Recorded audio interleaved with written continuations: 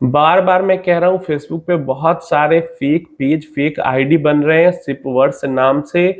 और आप लोग ठीक से अगर उसका नाम देखोगे तो आपको समझ में आ जाएगा कि वो फेक पेज है। व्हाट्सएप ग्रुप में बुलाया जा रहा है लोगों को, टेलीग्राम ग्रुप में बुलाया जा रहा है, फ्रेंड रिक्वेस्ट भेजा जा रहा है, मैसेज किया जा रहा है। और मतलब जो भी कुछ हो रहा है, ये बात जान लो आप, मैं क्लियर क्लियर बता दे रहा हूँ भाई, स्टॉक की टिप्स मैं नहीं देता हूं। एक भी रुपया मैं अभी तक आपसे चार्ज नहीं करता हूं। तो अगर आप किसी को पैसा देते हो, किसी के कहने पे कुछ खरीदते हो, तो वो पूरी की पूरी आपकी जिम्मेदारी होगी, क्योंकि बहुत ज्यादा स्कैमस्टर फेसबुक पे बढ़ चुके हैं। और फेसबुक पता नहीं, मतलब फेसबुक का एल्गोरिदम इतना अच्छा नहीं है कि एकदम सेम सेम कॉपी करके मेरे ही पोस्ट के नीचे कमेंट कर रहा है, मैं बन के, फिर भी फेसबुक उनको ब्लॉक नहीं कर रहा है। मैं तो जितना मुझे मिलता है मैं एक एक करके ब्लॉक करते रहता हूँ। लेकिन अब जो है जैसा है, थोड़ा इस चीज का ध्यान रखें और बच के रहें। शुरुआत करते हैं मार्केट अपडेट के साथ ही। तो आज लगभग सारे इंडेक्स पॉजिटिव में थे और अच्छे खासे पॉजिटिव में थे। जैसे लार्ज कैप म्यूचुअल फंड्स का benchmark index Nifty 100 index 0.51% positive में था सब एडजस्ट होने के बाद। जो फ्लेक्सी कैप का निफ्टी 500 इंडेक्स होता है वो 0.56% पॉजिटिव में था। वॉलिटिलिटी इंडेक्स 4% से आज भी गिरा है, कल भी 5% से गिरा था। Nifty mid cap 150 index 0.66% up था। निफ्टी स्मॉल कैप 250 इंडेक्स, जो कि स्मॉल कैप फंड्स का है, वो 0.66% से अप था। और निफ्टी माइक्रो कैप 250 इंडेक्स वो 0.54% से अप था। तो स्मॉल कैप मिड कैप ज्यादा चढ़े हैं, लार्ज कैप भी चढ़ा है लेकिन स्मॉल मिड से कम चढ़ा है। इसके अलावा multi cap 0.59%, large and mid cap भी 0.59% चढ़े हैं।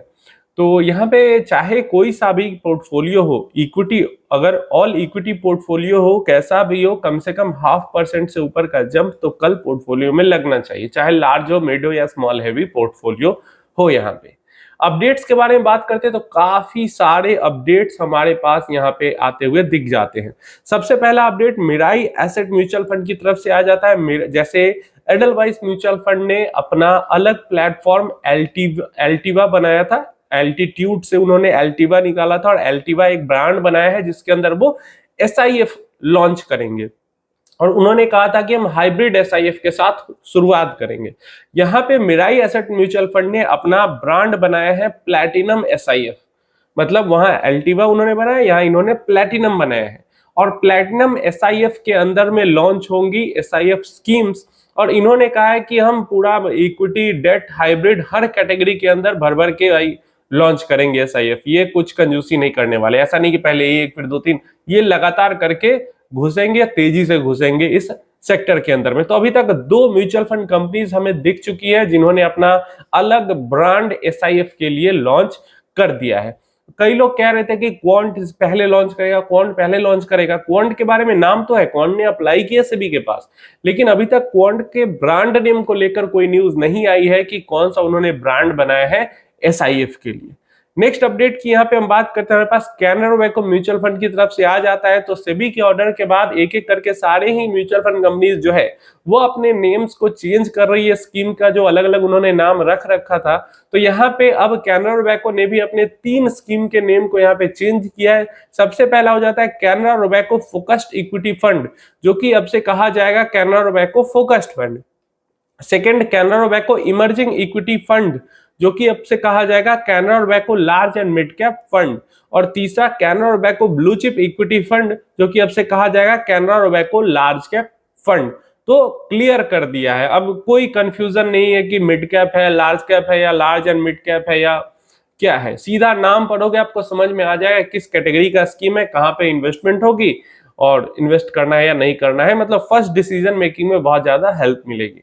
नेक्स्ट हमारे पास आ जाता है जो मोतीलाल ओसवाल की हमने बात की थी कि 1000 इंडेक्स आने वाला है। 1000 इंडेक्स में क्या हो जाएगा, लार्ज भी हो जाएगा, मिड भी हो जाएगा, स्मॉल भी हो जाएगा, माइक्रो भी हो जाएगा, उसके नीचे के भी 250 स्टॉक्स हो जाएंगे। तो पूरा 1000 स्टॉक्स का इंडेक्स का म्यूचुअल फंड लॉन्च करने जा रहे हैं। और ये फर्स्ट है, ऐसा कोई म्यूचुअल फंड पहले से मार्केट में अवेलेबल नहीं है। और नॉर्मल सी बात है, ऐसे म्यूचुअल फंड की जरूरत ही नहीं, पता नहीं कौन से महाज्ञानी लोग होंगे जो कि 1000 इंडेक्स के अंदर इन्वेस्ट करेंगे। तो इसलिए सब खिचड़ी बना हुआ है इसके अंदर में, और मैक्सिमम एक्सपोजर जो होगा वो लार्ज कैप को ही होगा। ये इंडेक्स है, उसके बाद भी इक्वल वेटेड होता जो लार्ज मिड स्मॉल माइक्रो, उसके नीचे के भी मिनी 250 स्टॉक्स को भी बराबर वेटेज मिलती, लेकिन क्योंकि ये नॉर्मल इंडेक्स है तो लार्ज कैप हेवी ही होगा। और फाइनली अनाउंसमेंट कर दी है मोतीलाल ने, अभी तक ऑफिशियल अनाउंसमेंट नहीं थी, वो न्यूज थी जो मैंने आपको बताया था। और यहाँ पे जो एनएफओ है वो 5 जून को इसका शुरू होने वाला है और 19 जून को खत्म होगा। मेरी तरफ से बिल्कुल भी ये फंड नहीं है कि इन्वेस्टमेंट करने लायक। हमारे भाई गोल्ड के अकॉर्डिंग सारे फंड सेट हैं। ये ऐसे फंड्स में से जो पैसा मतलब ठीक है, पोर्टफोलियो कैटेगरी म्यूचुअल फंड का जो पोर्टफोलियो है उसको बड़ा करने के लिए कि हमारे पास ये भी है, ये भी है, ये भी है, वो ऑफरिंग ज्यादा दिखाने के लिए सही है, लेकिन इन्वेस्टर के काम का ये फंड नहीं है मेरी ओपिनियन में। आपकी क्या राय है इस फंड के बारे में, नीचे कमेंट बॉक्स में जरूर बताना। Motilal Oswal 1000 index fund. Next update हमारे पास आ जाती है क्वांट म्यूचुअल फंड की तरफ से। एंड क्वांट म्यूचुअल फंड का एक अपडेट आया है गोल्ड को लेकर। एंड क्वांट म्यूचुअल फंड का कहना है कि अगस्त तक गोल्ड के अंदर में 15%, 12 से 15% तक की शार्प करेक्शन आ सकती है। अभी तक तो गोल्ड ऊपर ही ऊपर जा रहा था। अभी इससे पहले संदीप टंडन जी ने भी अपने इंटरव्यू में कहा था कि गोल्ड के अंदर में गोल्ड पीक आउट कर चुका है, यहाँ पे गिरावट आ सकती है। और यहाँ पे क्वांट म्यूचुअल फंड ने भी अपडेट में देकर ये बताया कि गोल्ड के अंदर अगले 2-3 महीने में 12 से 15% तक की गिरावट देखने को मिल सकती है। लेकिन इसके साथ ही क्वांट म्यूचुअल फंड हाउस ने यह भी अपडेट दिया कि medium term to long term में गोल्ड को लेके हम पॉजिटिव है, बुलिश है। ये जो गिरावट है वो शॉर्ट टर्म के लिए हो सकती है, जो कि अगस्त तक का उन्होंने टारगेट लिया हुआ है।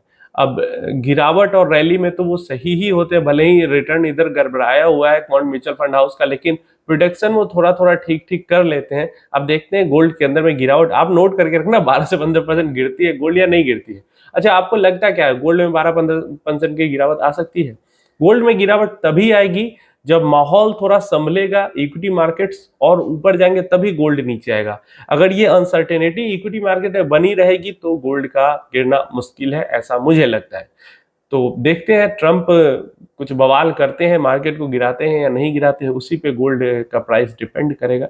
और ये जो गोल्ड की बात कर रहे हैं international gold, US dollar terms में गोल्ड की बात कर, रुपी टर्म्स में नहीं। सब आज के अपडेट्स थे। अब यहाँ पे पंकज जी का एक सवाल है, ये कहते हैं भैया 10 लाख वन टाइम लगाना है, प्लीज सजेस्ट फंड्स।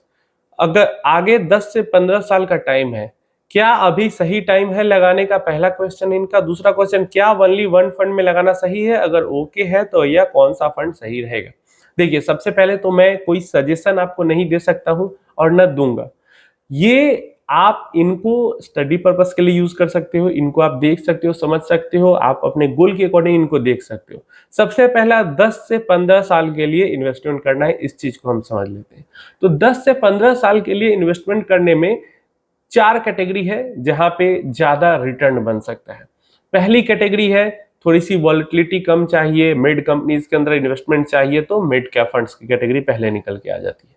दूसरी कैटेगरी निकल के आ जाती है एक्सट्रीम वॉलेटिलिटी के साथ एक्सट्रीम रिटर्न्स मिल सकते हैं, वो स्मॉल कैप फंड्स हो जाते हैं, active small cap funds. Mid cap के टर्म्स में आप एक्टिव जाओ, इंडेक्स फंड के अंदर जाओ, या फिर मोमेंटम 150 मिड कैप 50 के अंदर जाओ, आपकी चॉइस है। तीनों में से कोई भी दे सकता है। अभी कोई नहीं बता सकता कि इन तीनों में से कौन देगा आगे 15 साल में ज्यादा रिटर्न, लेकिन अच्छे रिटर्न्स तीनों देंगे। मिड कैप कैटेगरी के अंदर आ जाते हैं। स्मॉल कैप कैटेगरी में सिर्फ और सिर्फ एक्टिव स्मॉल कैप ही मुझे लगता है सबसे बेहतर कर सकते हैं आने वाले समय में, क्योंकि इंडेक्स जो है 250 स्मॉल कैप वो बहुत पीछे रह जाता है एक्टिव फंड से। तो एक मिड कैप कैटेगरी हो गई, एक स्मॉल कैप कैटेगरी हो गई। तीसरी मोमेंटम कैटेगरी है, जिसके अंदर एक तो मिड कैप मोमेंटम फंड हो जाता है और दूसरा निफ्टी 500 मोमेंटम 50 फंड हो जाता है। निफ्टी 200 मोमेंटम 30 एक फंड भी है, लेकिन वो थोड़ा लार्ज कैप बेस्ड हो जाता है एंड उधर रिटर्न्स बनते हैं उधर भी अच्छे, लेकिन जो mid cap momentum index fund है और जो 500 मोमेंटम 50 इंडेक्स फंड है उससे कम बनते हैं। तो ये हो जाता है। इसके अलावा अल्फा जो इंडेक्स फंड है उसके अंदर इन्वेस्टमेंट की जा सकती है। तो momentum index fund, alpha index fund और एक्टिव स्मॉल कैप फंड ये हो जाता है। इसके अलावा माइक्रो कैप इंडेक्स फंड, और मिड कैप का इंडेक्स ले लो या एक्टिव ले लो। तो ये 4-5 कैटेगरी है जो कि ज्यादा रिटर्न्स बना के दे सकती है 10 से 15 साल में। मैं पर्सनली थोड़ा स्मॉल कैप्स के अंदर ज्यादा इन्वेस्टमेंट करके रखता हूँ, स्मॉल कैप एक्टिव फंड्स के अंदर। ज्यादा क्या, मेरा तो पूरा ही उधर ही है। अगर फ्यूचर में, भविष्य में अगर फंड चेंज करना पड़ा, कोई फंड इतना बेकार परफॉर्म करेगी, तो मैं जो smart beta index fund like momentum fund, alpha fund, उनके तरफ ज्यादा रिसर्च करके इन्वेस्ट करने की कोशिश करूंगा। क्योंकि एक बार जब फंड चेंज करूंगा तो एक्टिव के अंदर न जाके मोमेंटम के अंदर जाऊंगा, क्योंकि उधर भी रिटर्न अच्छा खासा बन जाता है और उधर जाने के बाद बार बार चेंज नहीं करना पड़ेगा, ये चीज हो जाती है। लेकिन मुझे उम्मीद है कि फंड चेंज करने की नौबत नहीं आएगी। तो ये मैंने आपको बता दिया कि कौन कौन सी कैटेगरी है जहां पे ज्यादा रिटर्न्स बन सकते हैं। तो इन्हीं कैटेगरी में से फंड चुन के अगर 15 साल के लिए इन्वेस्ट करना है तो इन्वेस्ट करना सबसे बेहतर चॉइस होगी। पहला क्वेश्चन का ये आंसर हो जाता है। दूसरा, क्या अभी सही टाइम है लगाने का? पहला क्वेश्चन यही है, वो तो मैंने फंड बता दिए।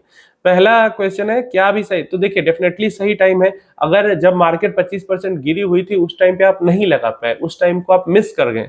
लेकिन अभी भी कोई बहुत देरी तो हुई नहीं है, लगभग न के बराबर रिटर्न या 5-10% रिटर्न बने हैं पिछले एक साल में, एक साल के टाइम पीरियड में।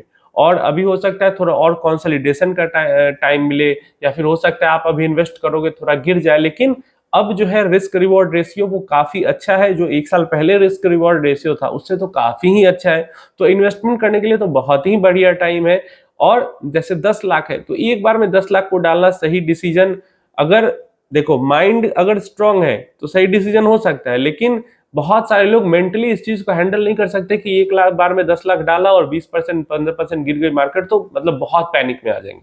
तो इससे अच्छा अगले 10 महीने में बांट के डाल दो, 1-1 लाख रुपए हर महीने करके डाल दो, वो ज्यादा बेटर आपके लिए होगा, ताकि मेंटली आप पीस में रहेंगे।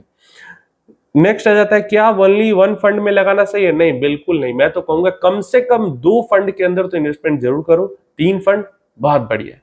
2 से 3 फंड के अंदर जो इन्वेस्टमेंट, चाहे कितना भी सेफ है, चाहे कितना भी कुछ है, लेकिन मेंटल पीस सही रहने के लिए 2 से 3 फंड के अंदर इन्वेस्टमेंट करना सही है। और ज्यादा भी मतलब अब 10 फंड के अंदर ही इन्वेस्ट कर दिए ऐसा भी नहीं करना है। 2-3 फंड्स के अंदर इन्वेस्ट करें अगर कोई गोल नहीं है, सिर्फ बड़ा पैसा बनाना है, वेल्थ क्रिएट करना है। नहीं तो फिर जो अलग अलग गोल्स है उसके अकॉर्डिंग फंड सेलेक्ट करके इन्वेस्टमेंट कर ले। ये दोनों में 2 तरीके होते हैं इन्वेस्टमेंट करने के। इसके बाद अगर ओके है तो भैया कौन सा फंड सही रहेगा, तो फंड के बारे में मैंने बता ही दिया। तो ये सब चीजों को अगर आप फॉलो कर लेते हो तो काफी बढ़िया आपका पोर्टफोलियो यहाँ पे बन जाएगा। और कोई क्वेश्चन क्वेरी है तो नीचे कमेंट बॉक्स में पूछ लेना, या फिर डायरेक्टली फेसबुक पे भी आके बात कर सकते हो सिपवर्स पेज पे।